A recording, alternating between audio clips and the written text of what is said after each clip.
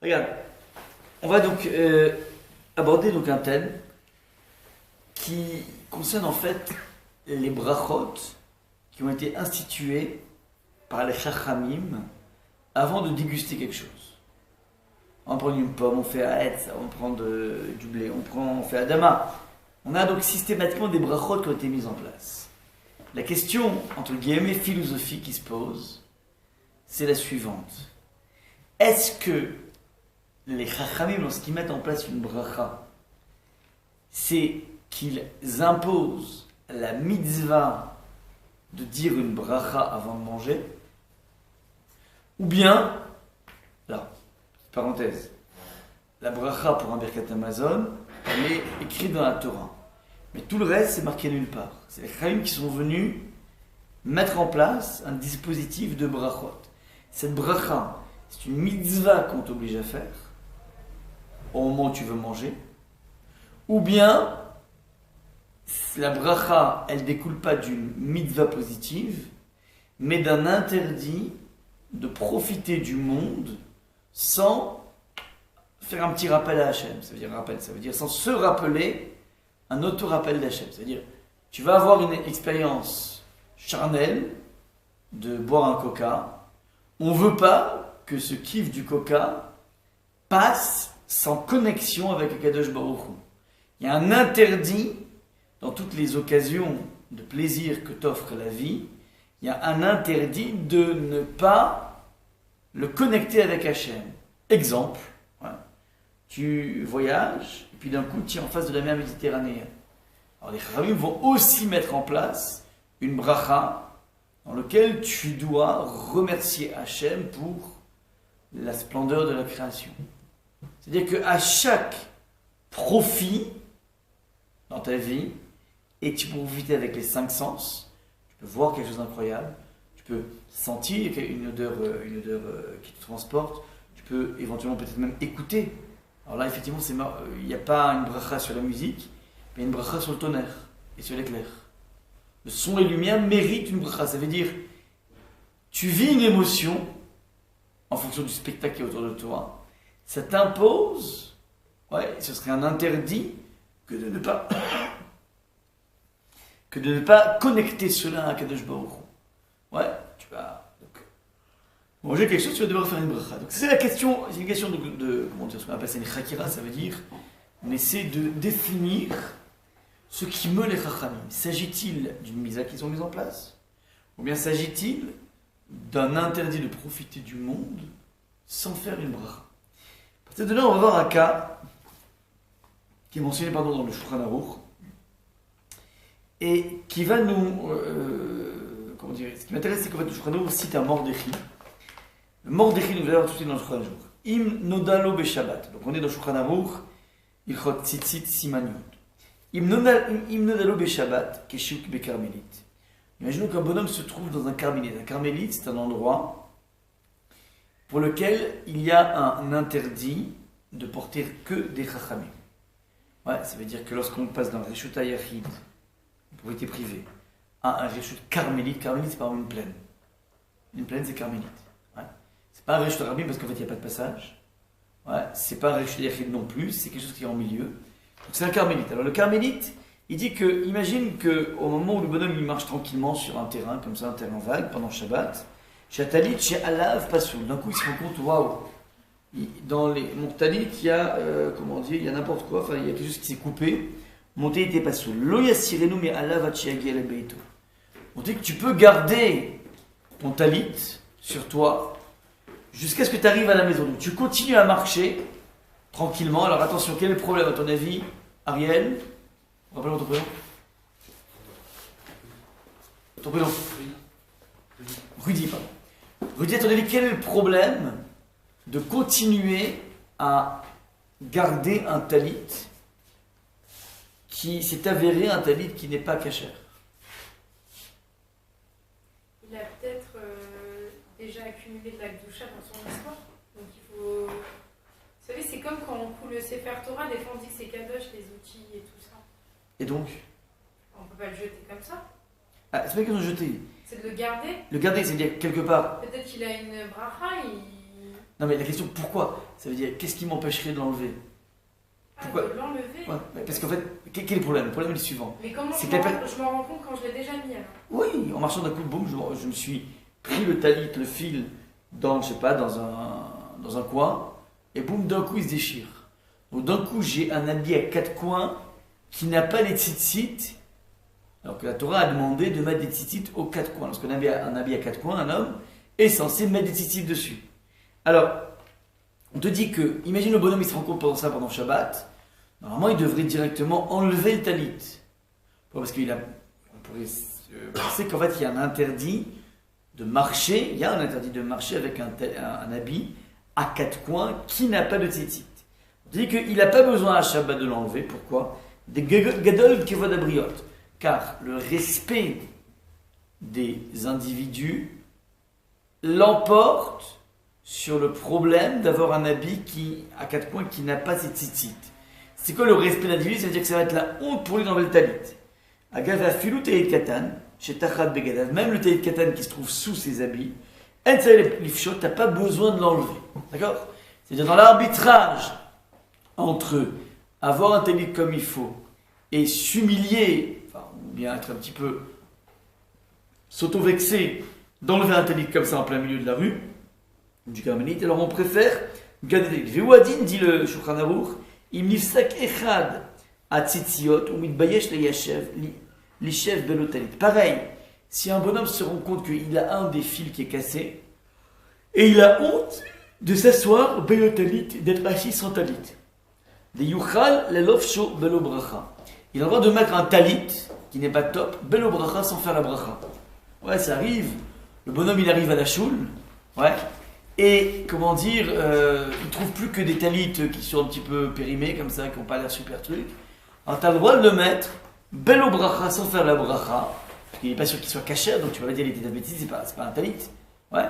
Mais, de peur qu'il se sente honteux, c'est la chouma, tout le monde a un talit, et toi, tu es seul comme ça dans la choule, tu es sans talit, ça fait vraiment bidon. Mais quoi, kavod abriot, donc c'est une question de. C'est-à-dire, le kavod abriot, ça veut dire l'honneur qu'on doit se faire, l'estime de soi qu'on doit garder, ouais, lorsqu'on est dans une collectivité, nous impose, comment dire, de mettre éventuellement un talit qui n'est pas cachère, mais, comment dire, à cause qu'on fasse pas de bracha. Dafkad, maintenant attention, je crois qu'on dit tout ce qu'on dit, c'est vrai pour Shabbat. Des assour, la asot tzitzit. Il dit tout ce qu'on t'a dit, que tu peux garder comme ça un talit qui n'est pas comme il faut pendant Shabbat, c'est parce qu'en fait, c'est vrai que c'est parce que Shabbat, parce que c'est un jour durant lequel tu ne peux pas confectionner un tzitzit. Pourquoi tu ne peux pas confectionner un tzitzit? Parce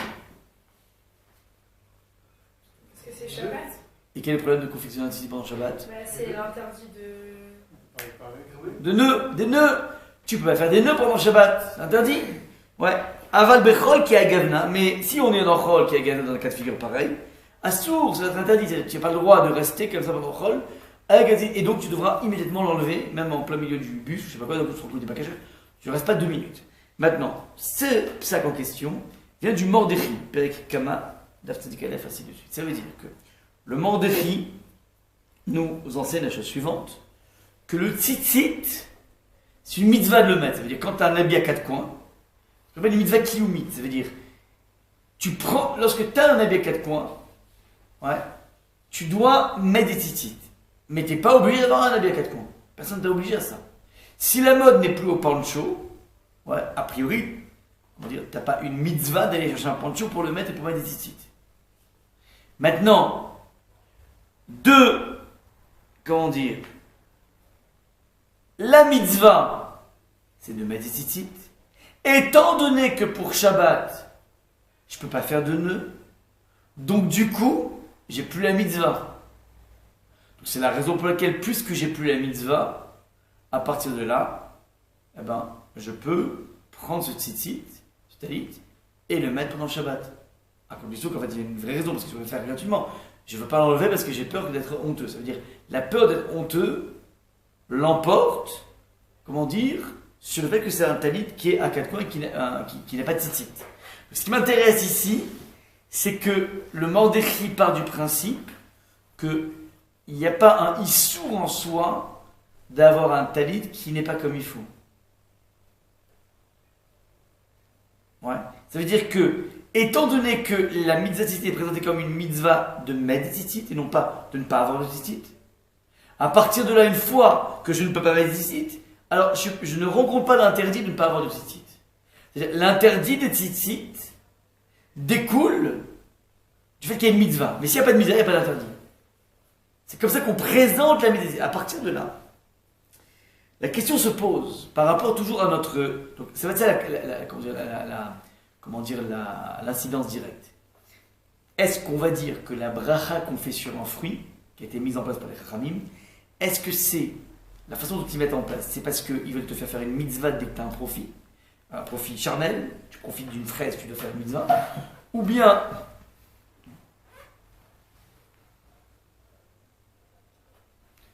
Je vais s'accrocher. Ou bien, il y a un interdit de profiter de ce monde sans bracha. C'est la question qu'on s'est posée. L'incidence avérique directe de cette question est la suivante. Imaginons qu'il y ait un soldat qui s'occupe de garder un endroit, comme les soldats ici par exemple. Imaginons que l'endroit dans lequel il se trouve, c'est un endroit qui est tout simplement écœurant. Il y a plein de saletés. Ouais, imaginons qu'ils doivent garder un endroit dans lequel c'est une sorte de WC. Ouais. Donc il y a plein de saletés là-bas. Et d'un coup, le soldat a soif. La question est la suivante. Est-ce qu'il a le droit, alors, de faire une bracha? C'est évident que non, parce qu'on ne peut pas faire une bracha dans un endroit écœurant. La question, est-ce qu'il a le droit de boire? Sans faire de bracha? Sans faire de bracha. Bracha, il ne peut pas faire. Bah oui. Pourquoi? C'est un état de guerre. État de guerre. Alors, le truc est le suivant. Ça va dépendre. Si je dis que lorsque j'ai un profit dans la vie, les khamim veulent que je fasse une mitzvah qui s'appelle faire une bracha. La bracha est considérée comme une mitzvah. Alors là, tu as raison. Ça veut dire que, étant donné que dès que j'ai un profit dans ma vie, je suis censé enclencher une mitzvah, alors à partir de là, étant donné que vu l'endroit, cette mitzvah n'a pas lieu d'être, donc a priori, je devrais pouvoir me permettre de boire sans bracha, parce qu'il n'y a pas de possibilité technique de réaliser la mitzvah, à l'instar du talit qu'on ne peut pas confectionner pendant Shabbat. Si je dis que la bracha, encore une fois, est une mitzvah, mais si je dis que la bracha, c'est t'empêcher de profiter de ce monde sans faire une bracha, sans remercier Hachem. On t'oblige à remercier, pas de façon positive, mais on t'interdit, on va dire, de profiter sans remercier Hachem. Là, le fait que tu sois dans un endroit où tu ne peux pas faire une bracha, ok, ça fait que tu peux pas faire de bracha, mais ça n'enlève absolument pas l'interdit de profiter de ce monde sans bracha. Vous comprenez ou pas? Personne t'a obligé à boire. T'as envie, c'est une chose, mais personne t'a obligé à boire. Donc à partir de là, si je dis que la bracha est quelque chose qui vient se greffer à un interdit de profiter de ce monde-ci, à partir de là, je pourrais en arriver à comprendre que le soldat en question n'a pas le droit de boire. Tant que tu ne peux pas faire une bracha, tu ne peux pas toucher à ça.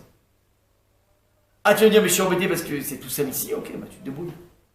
Mais d'aucune façon tu peux profiter de ce monde, ouais, sans, comment dire, sans remercier Dieu. Sans remercier Dieu, c'est pas possible. Donc, a priori, on pourrait penser, ouais, selon cette possibilité de voir la chose, qu'il y aurait un interdit pour le khayr. Alors, à partir de là, regardez. Je l'ai amené. Là, ça veut dire que la réponse, c'est non, il n'a pas le droit quand même. Alors, pour l'instant, on va dire que non. On va voir plusieurs, c'est pas tout est tranché. Okay. Pour l'instant, c'est une démarche, d'accord? Je l'ai mis ici dans le document, regardez, 1, 2, 3, troisième encadré. C'est le Shulchan Aruch, Orach Chaim Ilchot Kriyat Shema Siman Samerdet. Sab. Ouais, comme les bagels. Alors, le texte nous dit la chose suivante. Im Mechamat, on va voir donc à partir du Shulchan Aruch et du Mishnah Berurah et du Biur Halacha, comment on va répondre à notre question du soldat. Le texte nous dit Im Mechamat Choli ou Ones, Acher Kara Kriyat Shema Belibo. Donc imagine que le bonhomme, il était dans un endroit où par exemple c'était sale, et donc il ne pouvait pas prononcer des mots de Torah. Les mots de Torah doivent être prononcés dans un endroit propre, pas sale. Maintenant le bonhomme est arrivé l'heure du Kriyat Shema, il était bloqué là-bas. Alors la solution est la suivante, c'est qu'il ne dit pas les choses, mais juste il réfléchit dans sa tête. Donc il se fait dans sa tête, Shema Israël Hashem, sans prononcer. Il dit dans sa tête, il voit dans sa tête, il dit dans sa tête. C'est la halakha qu'il faut faire, ça veut dire que quand tu ne peux pas prononcer, à cause d'un obstacle technique, ben, au moins, tu fais Kriyat Shema dans ton cœur. Maintenant, Yatsa, il dit c'est Yotse. C'est Yotse. Ve'af lechatchila yaseken. Et même, a priori, tu devras faire ça, c'est-à-dire si c'est dans un endroit d'ailleurs. Im ubevakom she'enonaki, les gamrés.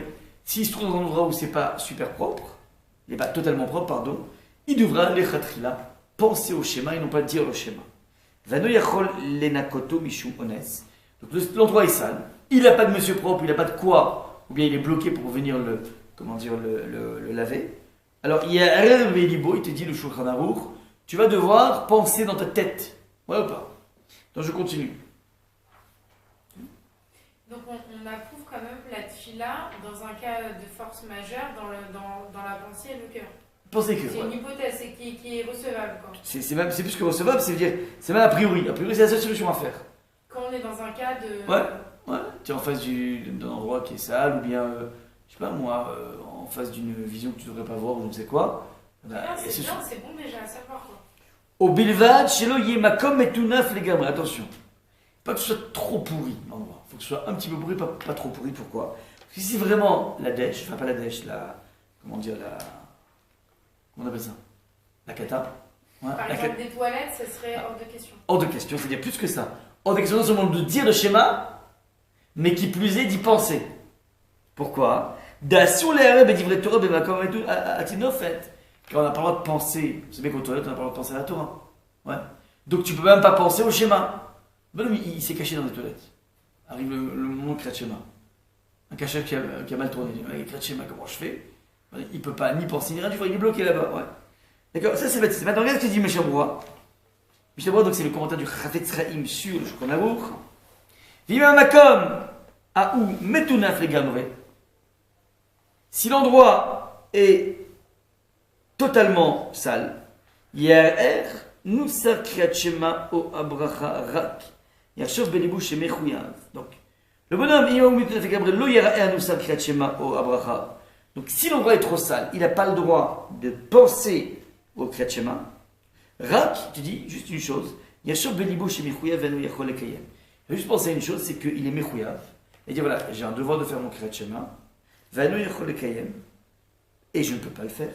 Vetztarer alze. Et il va regretter, enfin, il va avoir une souffrance de cela. V'Hashem yireh les lavev liten lo.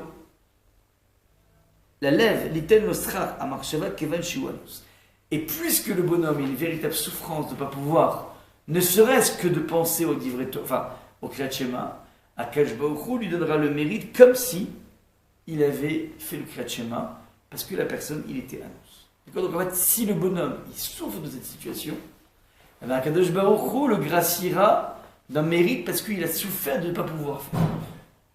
Bon, maintenant, regardez ce que dit le Biolacha. Biolacha, c'est un commentaire plus élaboré du Mishnah Berurah. Le texte dit Aïm le Mishnah Berurah, Bashkatav Lengen Ashtiya, Bemichat Shelo Kadin, ou Velishta de Achriadem, Garam Lahem, la Tote Bazel, Obama, le Demi. Adélie Dati, dit le Mishnah Berurah la chose suivante.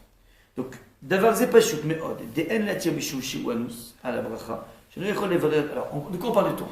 Il y avait deux types d'endroits. Soit l'endroit super sale comme les toilettes, on n'a pas le droit du tout de faire de bracha. Mais si par exemple le bonhomme il se trouve dans le michatz, c'est ce qu'on appelle les bains. Ou hammam. C'est un petit peu sale. Donc le bonhomme a un problème pour faire une bracha là-bas. Je ne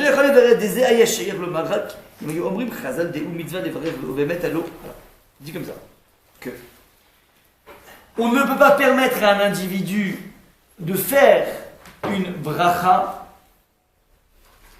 dit le Mishnah Berurah, dans les bains, au hammam, je ne sais quoi, parce que c'est relativement sale. Et, comment dire, et le Mishnah Berurah déploie la chose suivante en disant comme ça, que si les Chachamim avaient dit qu'il y avait une mitzvah d'être mevarer, ou Behemet Alomam Rzal, ouais, s'il y avait une mitzvah d'être mevarer, et que là on ne peut pas être mevarer, donc je dis ok, aucun souci, je bois sans faire de bracha. Ouais. Mais puisque, dit le Mishnah Berurah, alors Mouchazal Brachot Afrema Devaed, Asur le Enot Beli Bracha, ou Kenze Moucham Imagan Avram Besiman Shiyat, que les Chachamim, lorsqu'ils s'expriment dans la Gemara, ils disent qu'un individu n'a pas le droit de manger son bracha. ולבד זה הלא יכול לצאת מהמרחץ ולברר ולשתות, או על כפנים לקנוס בבית הנמצאי, שהמרחץ וירר שם בברכה. Ça veut dire, il dit quelque chose de Mishnah Bora. Il dit, c'est évident qu'un bonhomme qui se trouve dans une position dans laquelle il ne peut pas faire de bracha, genre le michatz, genre le hammam, genre le mikvé, il n'a pas le droit de faire une bracha. C'est-à-dire qu'il n'a pas le droit de boire, ni de faire de bracha, c'est sûr, mais qu'il n'a pas le droit de boire sans faire de bracha. Pourquoi? Parce que la façon dont ont été instituées les brachot qui précèdent toute forme de profit du monde sont des brachot qui ont été mises en place, dit-il, on va voir plus la Gemara, à partir d'un interdit. C'est interdit de profiter de ce monde sans bracha. Tu vas jouir du monde sans connecter cette expérience de jouissance auprès de Kadosh Baruch Hu. Ouais.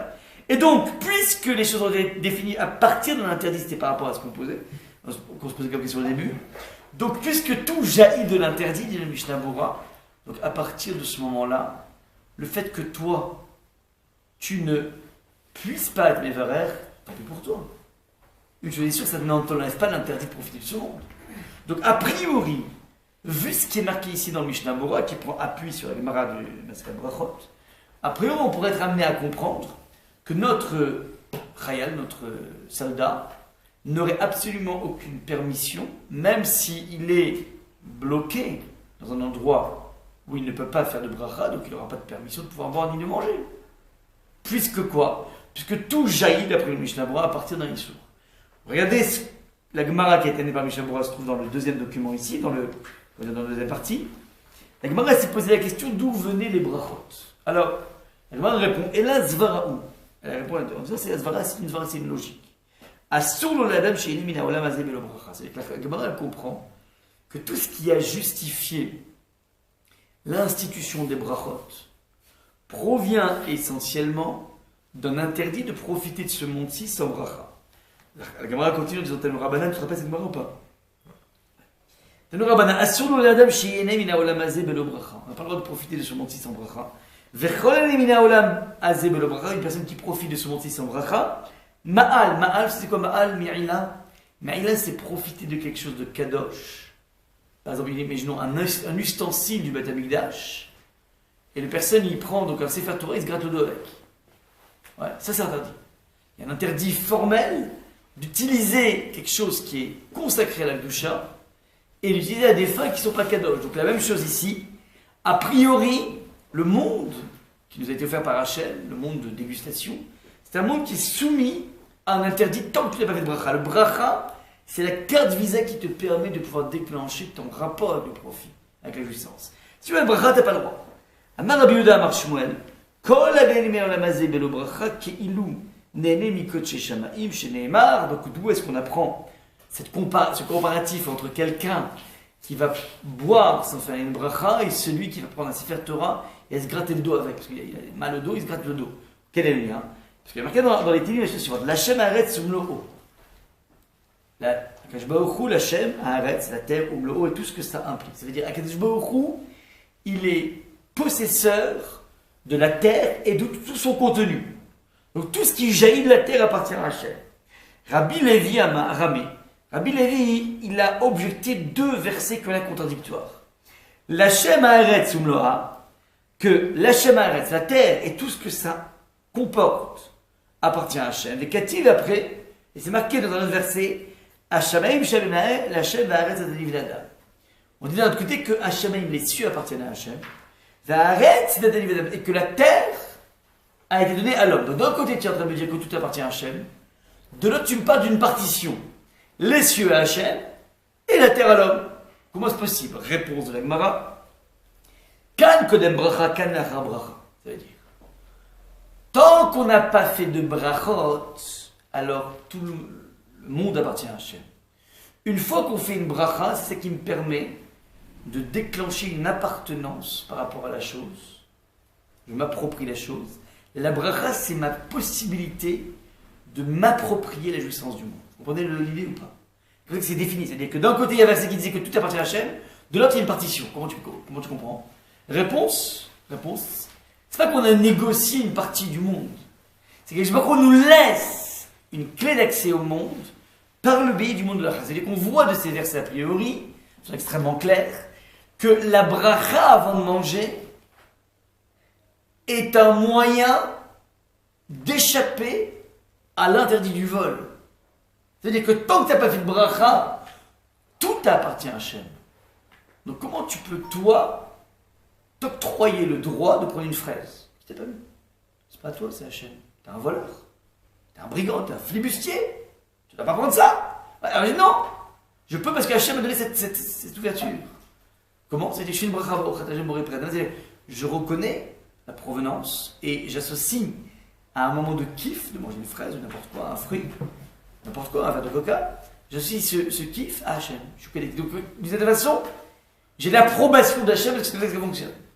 Donc, a priori, on a ici un biou halakha, qui se fait l'écho d'une Gemara de brachot, qui vient a priori nous définir la bracha comme étant un jaillissement du Issour.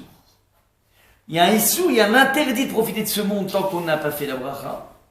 La bracha va te permettre de pouvoir dépasser cet interdit. Et donc, par rapport à notre soldat, on devrait a priori, à partir de cette Gemara, en déduire que ce soldat, qui est dans un endroit dans lequel il ne peut pas prononcer une bracha parce qu'en fait c'est sale, là où il est, cette personne, ce soldat, devra s'empêcher de boire.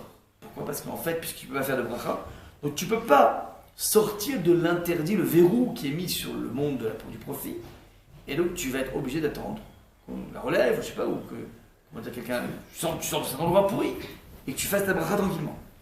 Jusque là on est clair ou pas? Oui ou pas? Tout va bien, sauf que on a... Non, moi je trouve que la Gemara elle est un peu trop stricte, parce que quand c'est la Gemara, il est en galère, je veux dire... C'est Mishnah Bora, pour l'instant on est dans le Mishnah Bora, c'est-à-dire une personne qui se trouve... Alors, le Mishnah Bora ne parlait pas du soldat. Ah, okay. Le Mishnah Bora parlait du bonhomme qui était au hammam. Il est au hammam, il a envie de se prendre un coca, il a soif. Seulement c'est sale, tout le monde est nu autour de lui, tout c'est compliqué. Il leur vient un bon coca. Il dit, mon vieux, tu sors de là, t'as qu'à aller dans la pièce adjointe.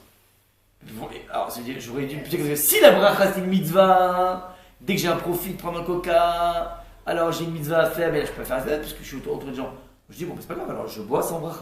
Donc ça rejoint quand même les gens aussi qui sont à la plage, ils n'ont pas le droit de faire des brachot à la plage. Ah, ça dépend, on peut se tourner. On peut rentrer par exemple dans l'eau et considérer que l'eau est plusieurs patentes.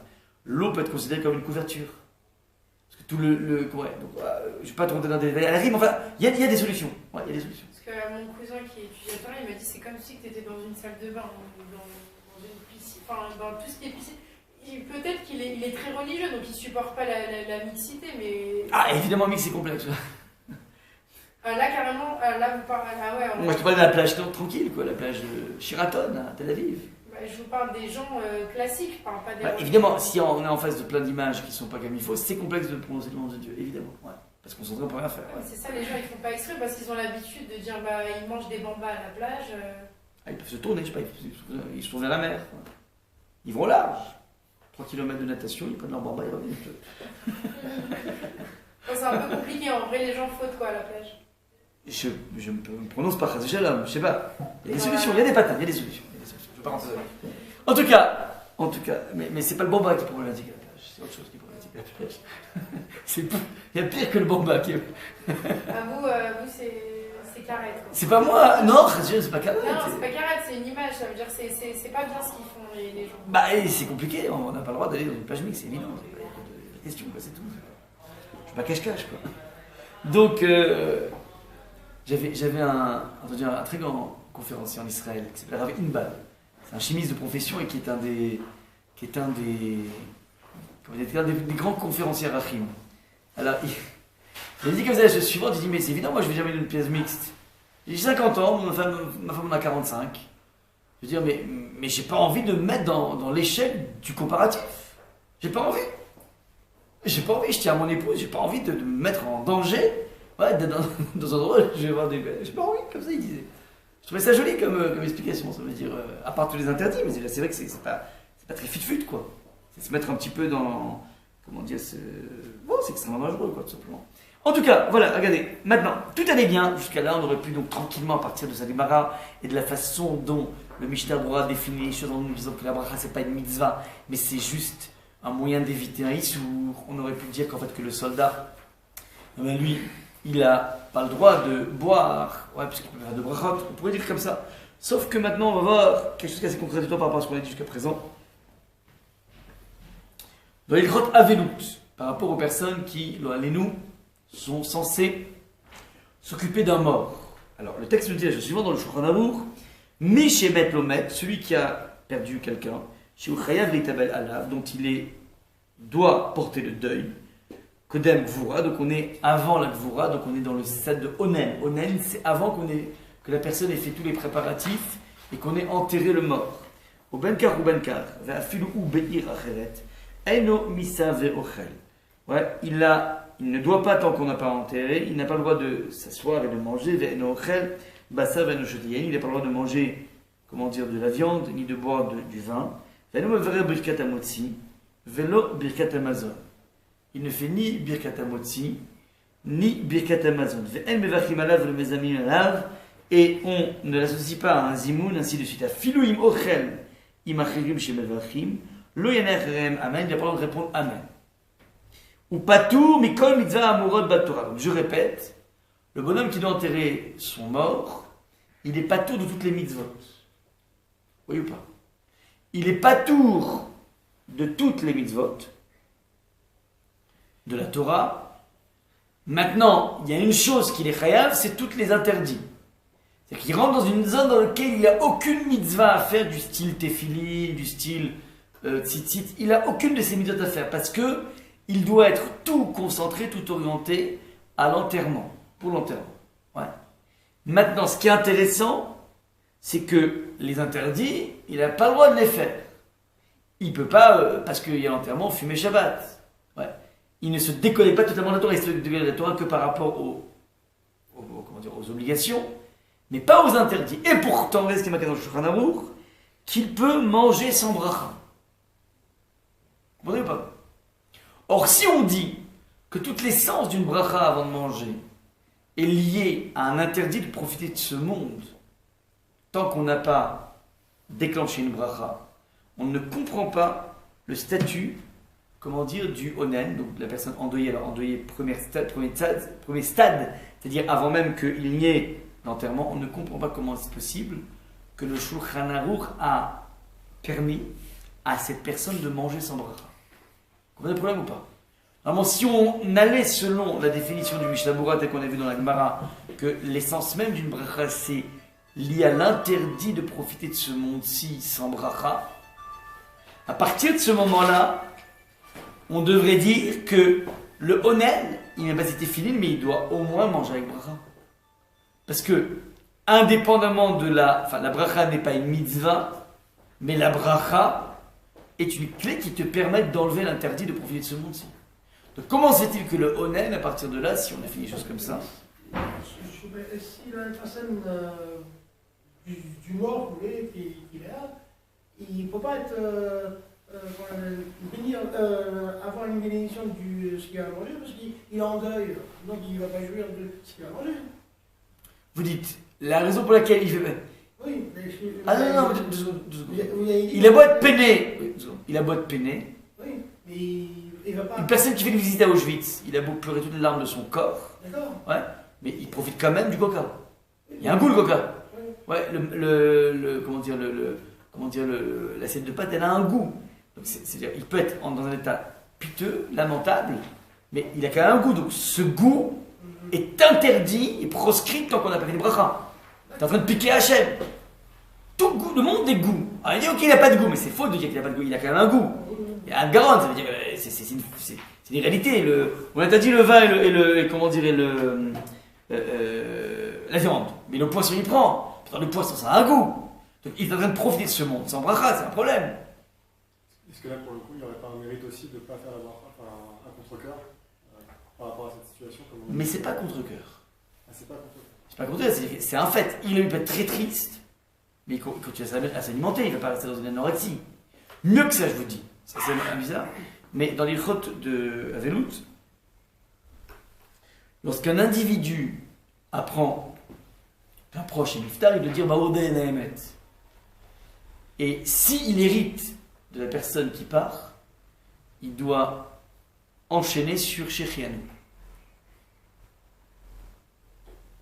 C'est-à-dire, c'est le Shulchan vient nous dire ici qu'on n'est pas dupe. On sait exactement ce qui se passe dans la psychologie humaine. Il peut y avoir à la fois un grand désarroi de perdre quelqu'un de proche et de façon concomitante en même temps une grande joie d'être l'héritier de Rothschild. Comment dire, dans les grandes familles, ouais, après l'enterrement, ils se réunissent sur l'enterre, ils font les chaïm, presque. Tout juste, ils font pas les chaïm. Ouais. Quand on voit le nombre d'hôtels qui sont en train de ce truc, c'est une médecine, c'est des réalités. C'est des réalités que la personne, d'un coup, il devient héritier. Je suis curieux de savoir qu'est-ce qui s'est passé par rapport à la mort du pétrodollar, là, du roi d'Arabie Saoudite. Là. J'ose imaginer que la dizaine de ribambelles d'enfants ont dû faire leur shirkiano à leur façon, quoi. Ouais. Non, mais c'est une réalité, quoi. Il ne faut pas se mentir. Donc, en tout cas, je vois, c'est que c'est faux de dire que le bonhomme qui prend un coca alors qu'il est honnête, il n'y a pas de goût. Non, il y a du goût. C'est un goût différent. Il est triste et en même temps, il y a du goût. C'est pas. Ouais. Donc là, il y a une. Alors. Ouais, il faut remercier Hachem en ce moment-là. C'est pas aussi le moment où il faut remercier, quoi. Mais c'est pas une question de remercier Hachem. C'est j'ai un profit, je dois. Comme si c'était une sorte de. Un truc comme un truc Selecta, tu vois. Tu vas un badois, tu mets 2 euros. Ouais, c'est. Comment dire, la bracha. Émotion, pas émotion, c'est la clé d'accès, si on le disait comme ça. Et donc, vu ce qui est marqué ici, on est obligé de dire qu'en fait, c'est pas ça la bracha. On est obligé de rechanger la définition de bracha et dire qu'en fait, une bracha, c'est une mitzvah. Je reprends les choses à la base. La bracha, c'est une mitzvah de exprimer quelque chose à un moment où je jouis du monde. J'ai une mitzvah à faire. À l'instar que lorsque j'ai un habit à 4 coins, un poncho, j'y mets des tzitzit. Je ne suis pas obligé de mettre des tzitzit. Je ne suis pas obligé d'avoir un habit à 4 coins. Nous, on a pris l'habitude, justement, étant donné qu'il n'y a plus de poncho aujourd'hui dans la mode. Ouais, alors que, puisque dans la mode, il n'y a plus de poncho. Donc petit à petit, on craint que l'habitude du télékatan s'oublie. C'est plus la mode. S'il y avait des Lacoste à 4 coins, alors ça va, il n'y a pas de souci. Puisqu'il n'y a plus de ça. Donc si on continue comme ça, il n'y aura plus jamais de gens qui mettent ici. Donc on a pris sur nous de se mettre dans l'obligation. On crée des habits, ouais, pour se mettre dans l'obligation. On va définir le modèle mathématique va être le suivant. La bracha, c'est une mitzvah. Non, c'est une mitzvah de faire une bracha qui fait que si tu ne fais pas cette mitzvah, tu rentres dans un interdit. Mais attention, c'est en 2 temps. C'est une mitzvah de faire une bracha duquel découle un interdit. On peut t'en vouloir de ne pas avoir fait la bracha. Tu es censé faire une bracha quand tu profites. Si tu ne l'as pas fait, alors c'est interdit de te mettre dans une saison dans laquelle tu ne l'as pas fait pas. À partir de là, vous avez un petit peu la finesse. Lorsque on parle d'un onen, un onen c'est un bonhomme qui n'est pas tout de toutes les mitzvot sauf des interdits. Puisqu'il n'est pas tout de toutes les mitzvot, et c'est aussi une mitzvah de faire une bracha, il est aussi pas tout de faire les mitzvot, donc il est aussi pas tout de faire la bracha, parce que c'est une mitzvah. Qu'est-ce qu'on a défini? S'il n'est pas tout de faire une mitzvah, à partir de là, l'interdit qui en découle, il a sauté, puisqu'il n'y avait pas de mitzvah, puisqu'il est onen. Donc c'est ça qui explique pourquoi le Shulchan Aruch, il te dit qu'il peut être mévarer sans faire de bracha. Ouais. Je donne un deuxième exemple, dans le même ordre d'idée. Il y a marqué dans la Gemara de Brachot, Ba'al keri me'are belibo ve'enu mevarer lo lefanea ve'lo acharea.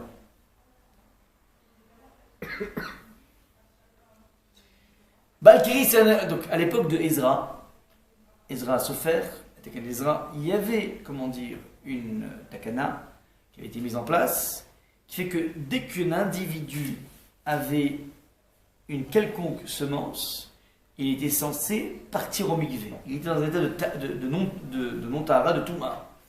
Donc Ezra a mis en place une touma, ouais, qui fait qu'un individu est assourd bédivré Torah, il n'a pas le droit de parler de Torah, tant qu'il est dans cet état d'impureté. Ouais. Maintenant, la Gemara a dit dans Brachot, Ba'al kiri me'ara belibo ve'enu mevarech lo lefanev lo achar. Donc, imaginons que le bonhomme il est balkéri, il n'a pas un mikvé sur place pour se purifier.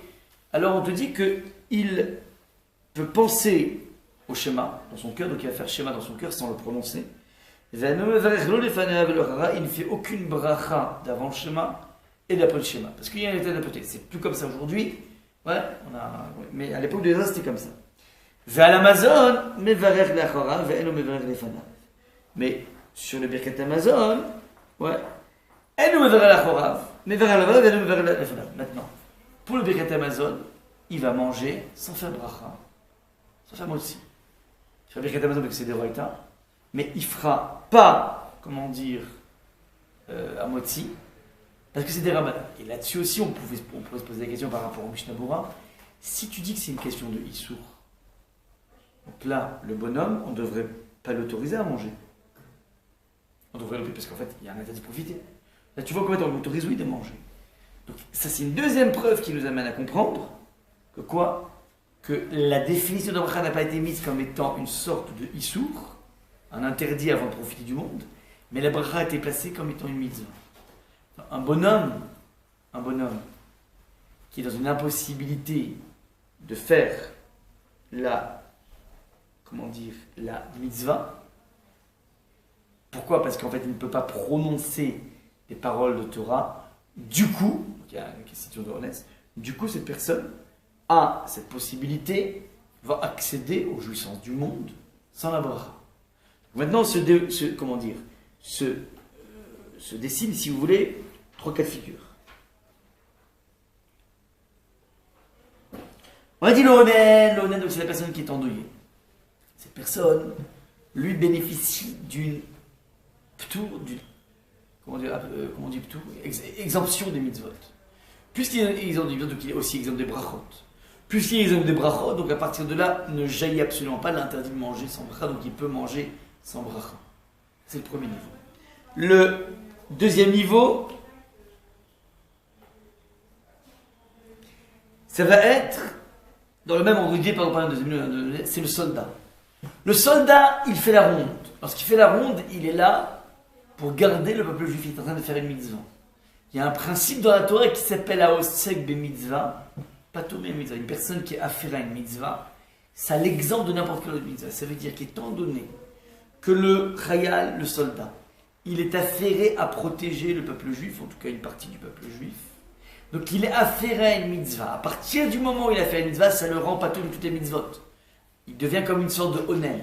À partir du moment où il n'a plus aucune espèce de mitzvah à faire, à partir de la bracha, qui elle aussi revêt un caractère de mitzvah avant de boire, elle aussi, il va être absous de cela. Il va être exempt de ça. Et comme il est exempt, donc c'est évident qu'on pourra dire aux soldats, même si tu es dans un endroit dans lequel tu ne peux pas prononcer des livrets de Torah, c'est-à-dire qu'il n'y a pas lieu de ta mitzvah, parce que, en fait, c'est pas l'endroit sale qui fait qu'il ne fait pas la mitzvah.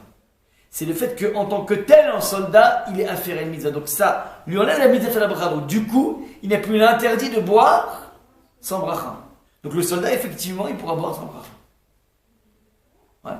S'il peut faire la bracha, il fait la bracha. Et comme il ne peut pas faire la bracha ici, et que de toute façon, il est absous des brachot, des mitzvot, donc ça lui donne cette latitude de pouvoir boire sans bracha, c'est soldat. En revanche, le bonhomme qui se trouve dans un hammam, lui, il a une mitzvah de faire une bracha. Il ne peut pas la faire à cause d'un honest. Un honest, ça veut dire une sorte de cas de force majeure. Ouais, il est bloqué par l'endroit dans lequel il se trouve. Mais ça ne lui enlève pas sa mitzvah. Ouais. Il n'y a rien qui dit que... Donc, on lui dit à cette personne, tu sais quoi, tu te décales et tu fonces. Tu te décales et tu fonces dans un autre endroit dans lequel tu pourras faire ta bracha. Ça veut dire qu'à partir du moment où tu n'as pas été absous, tu n'as pas été exempt des mitzvot, tu n'es pas non plus exempt de la bracha, et donc le Mishnah Bora va dire, c'est très simple, que cette personne n'aura absolument pas le droit de boire sans bracha. Donc soit il ne boit pas du tout, soit il va dans une autre pièce. Donc on comprend maintenant que tout ce qu'a mis en place le Mishnah Bora, en s'appuyant sur la Gemara de Brachot, qui vient dire qu'il y a un interdit de profiter de ce monde sans bracha, tout ce qui était c'est pas pour vous dire que la définition de la bracha c'est une question d'assour, c'est pour vous dire que une fois qu'il y a une mitzvah, comme on a vu dans Onen, à partir de là, jaillit un issour. Tant que tu ne montres pas que tu es exempt de la mitzvah, tu es soumis à l'interdit. Donc voilà un petit peu comment il faut comprendre les paroles du Mishnah Bora, qui viennent rendre compte non pas du soldat, mais ni du Onen, ni de la personne qui est en deuil, mais qui veut rendre compte d'un individu juste qui est dans une situation un peu délicate dans laquelle on ne peut pas faire de bracha. Vous comprenez pas? Voilà un petit peu comment on peut attraper ce principe.